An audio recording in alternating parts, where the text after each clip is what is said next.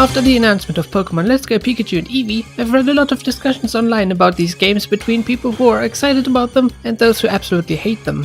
And in all these discussions there's one topic that comes up again and again: the change of how wild Pokémon encounters work. If you don't know, instead of battling wild Pokémon just like those of other trainers, you can now only throw balls at them, similarly to how Pokémon Go handled it, hence the connection in names. In this video I'll try to explain why this is a terrible change and even a mistake.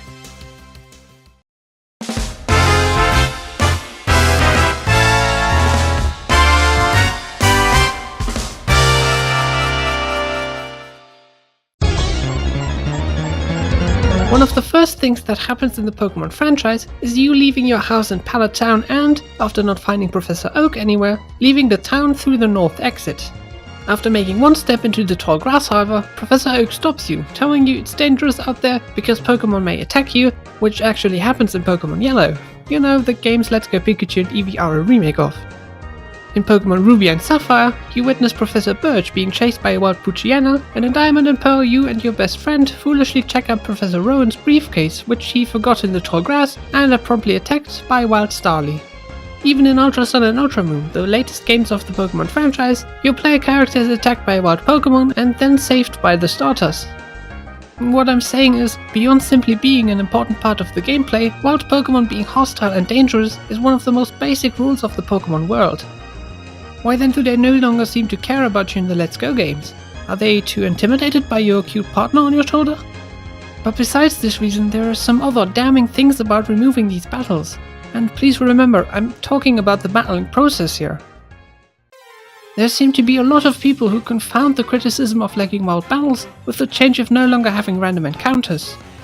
And while there is an argument to be made about a hybrid system, with you both seeing the Pokémon in the overworld, but also getting random encounters in specified areas like tall grass, this is absolutely not what people are criticizing about the Let's Go games. And no, just because next year we'll go back to a more traditional Pokémon game experience doesn't excuse bad game design decisions made in this year's games.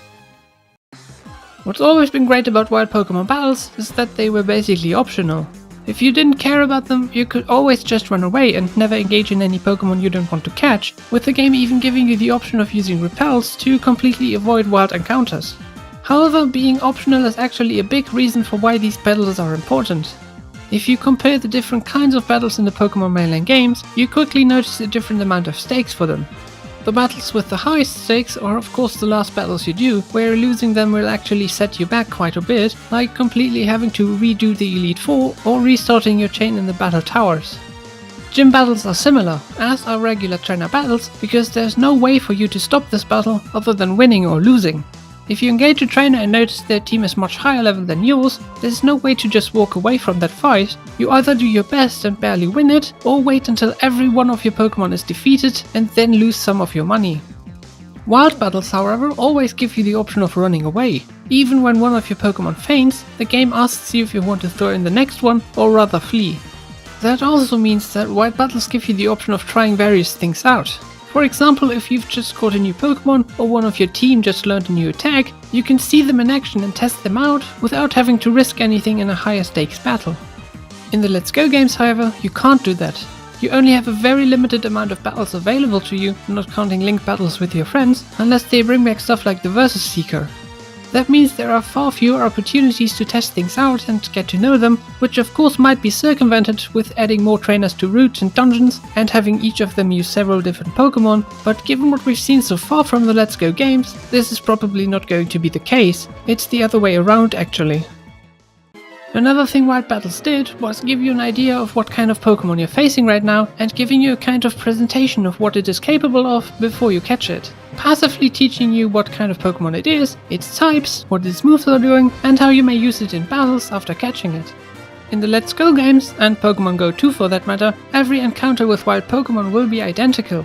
There will be no difference between a fire type and an ice type, and there will be no difference between an attack focused Pokémon and a utility one. The only identifying or personalizing thing about the different Pokémon will now only be how hard it is to catch them and how much they will move around on screen. Nothing that will effectively make you interested in using the Pokémon on your team, like an interesting attack or a cute animation. Lastly, wild battles deliver an interesting shake-up to the battle system when trying to catch a Pokémon. Normally in games, your only objective is to defeat the enemy, namely bringing their HP down to 0. When trying to catch a Pokemon, however, you don't want to defeat them, but rather lower their HP as much as possible, in addition to affecting their status with hypnosis and the like. Without this, an interesting additional layer of the battle system is being deleted for no reason. And it seems that even Game Freak knows that this is a stupid idea. I mean, so far we don't really know a lot about it, but in the trailer it looks to me like Mewtwo will actually be handled quite differently than other wild Pokemon, with you probably being forced to defeat it in battle before being able to catch it. And the reason they probably did this is because they know it's boring to just walk up to it and throw balls at it, with no stakes whatsoever. Every Pokemon player probably learned the hard way to save before a fight with a legendary Pokemon, since they can easily knock out your whole team if they won't stay in the ball and you're not careful with your potions. So I really don't get that change, especially if they're trying to get Pokémon Go players into the mainline games. Taking out one of the most important, if unnoticed, gameplay mechanics is definitely not the way to do this, and I really hope that this terrible mistake of an idea will never be seen in the franchise again. Thanks for watching.